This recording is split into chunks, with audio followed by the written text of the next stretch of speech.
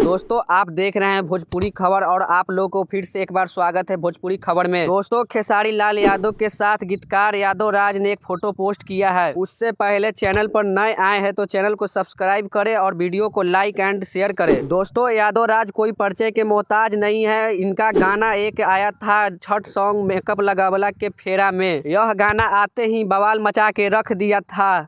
वैसे तो यादव राज के साथ गाना आएगा या ना आएगा उम्मीद तो लगाया जा सकता है। और हाँ, इतने दिन के बाद कमबैक किए तो कुछ न कुछ नया होने वाला है। वैसे तो यादव राज टीम से बात किए हैं, आगे देखिए क्या होता है।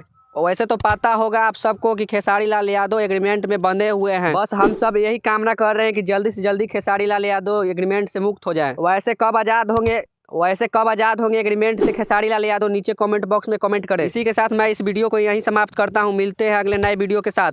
तब तक के लिए बाय। जय हिंद, जय भारत।